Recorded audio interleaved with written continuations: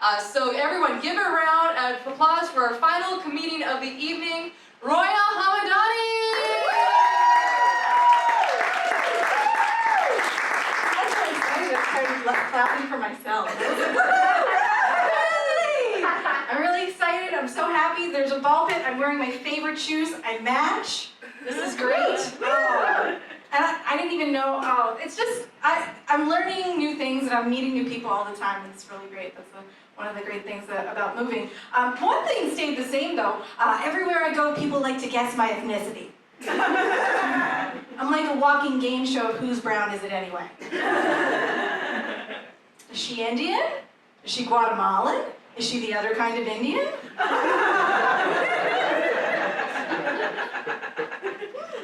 I had a woman actually look at me and say, "What is this? What's going on here?" Well, an Iranian man and a Filipino woman decided to embark on a 45-year loveless marriage. Filled with bitterness and regret, and here I am. I had a teacher, it was a professor of biology. He guessed that I was half and half, and he said to me, "Oh, Roya, you have hybrid vigor." And I said, "Sir, you have mistaken me for corn."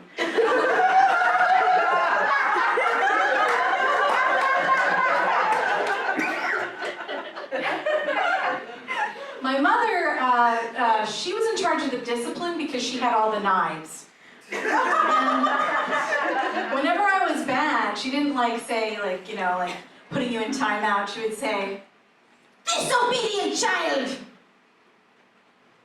And I just forgot what came after that. It's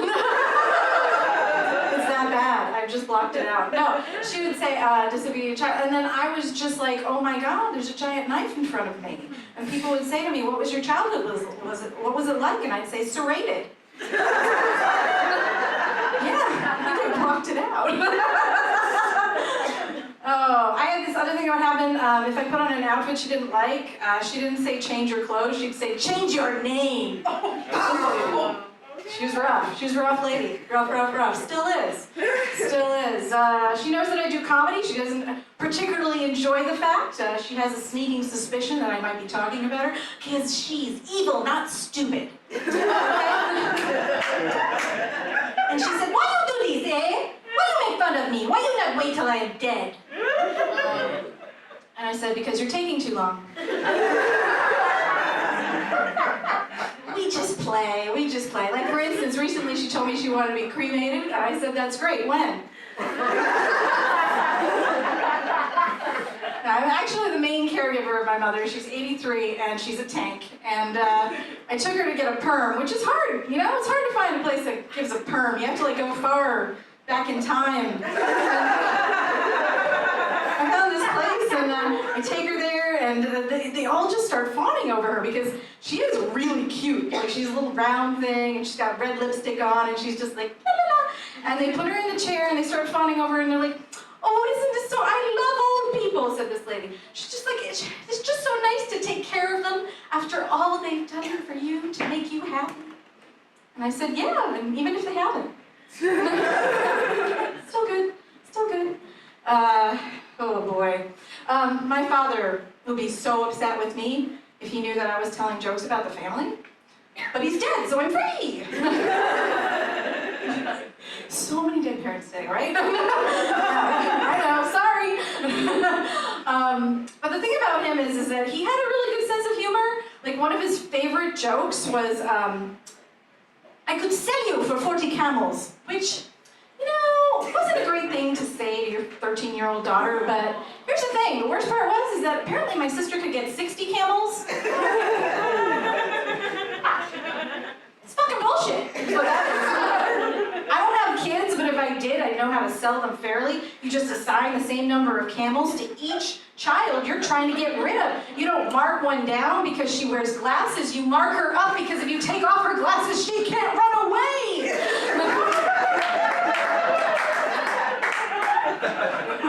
Flat-footed and asthmatic, I should have been 1,000 camels. What a child bride I would have been. The possibilities. My parents wanted me to be a doctor. That's pretty pretty typical in Asia land. But they also, they also thought, getting married would also be good. So I was like, all right, I can't do the one. I'm an overachiever. I'll get married. I'll do it twice, because I'm that good.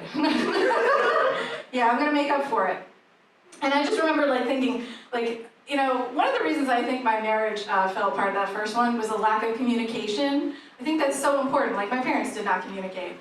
And I think what happened was that when my ex told me, asked me after 5 years if he could see prostitutes, and I said, sure! I didn't think I needed to add an LOL on the end of that. No, I thought that one was pretty clear. But one of the things that happened after that is I was like, okay, so it's been a terrible relationship. What do women do when we have a terrible relationship? Well, we have to go, clean out the plumbing. I was like, I'm just gonna wash that man right out of this puss. I'm just gonna go on Tinder and all those apps, and this is the proper way of doing it.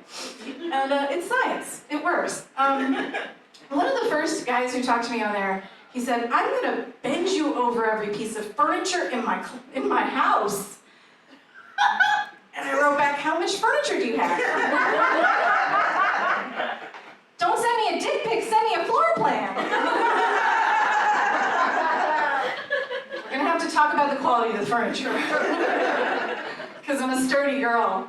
And I've broken 2 IKEA couches. I need something made of oak by Amish men. What I'm trying to say is this isn't fuckable on pine. Sturdy girl. That was one of those things. I started seeing too many people. It got to the point where, so whenever I was going to meet up with somebody, I would collect as much information on them as possible, because if I was going to do this, I was going to do it right, I'd be like, I need your last name, so that I could do a full search on the Unified Judicial System, which Pennsylvania has, so that all a person's, no matter where they broke the law in which county, it's put all together, so I could find out, hey, he has 3 outstanding parking tickets and a DUI. I guess I'm driving.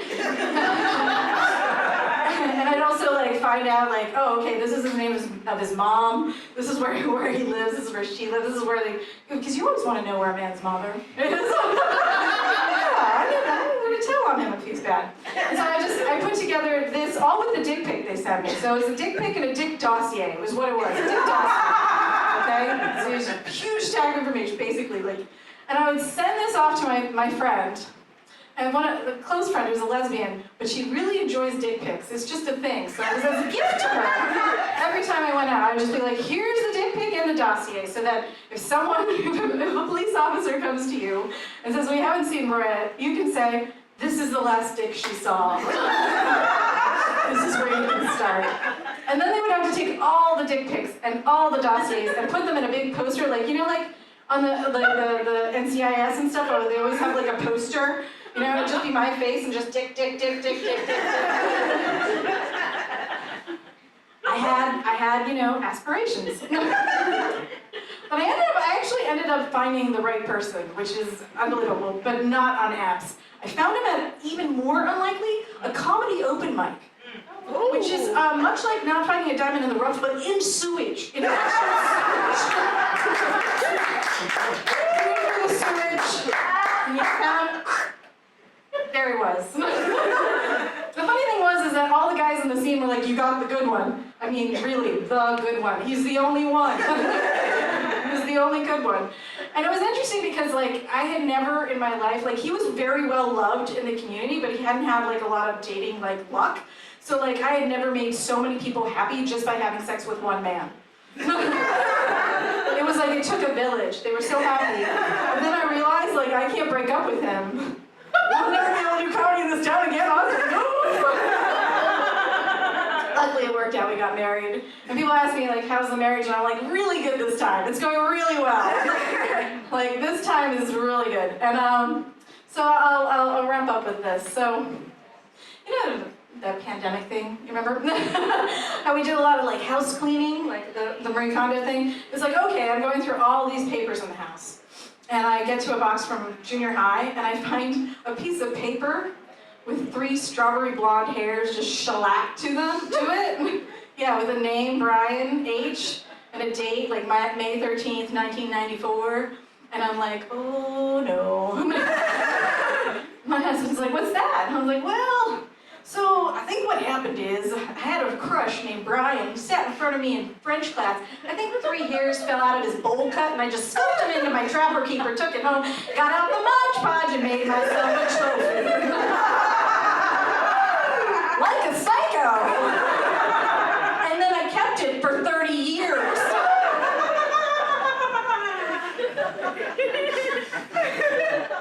And he didn't run. My husband did not run.